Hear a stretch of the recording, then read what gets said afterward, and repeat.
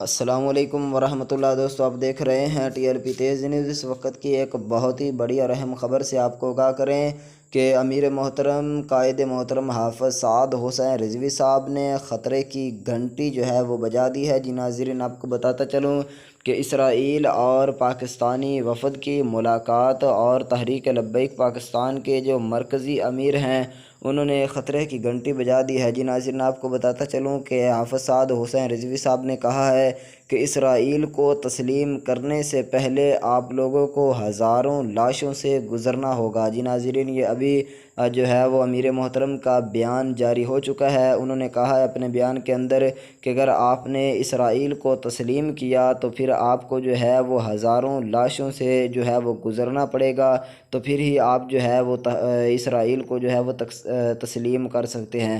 جی ناظرین، یہ تھی اس وقت کی تازہ ترین اپڈیٹ۔ مزید اس طرح کی خبروں کے لیے دیکھتے رہیں ٹی ایل پی تیز نیوز۔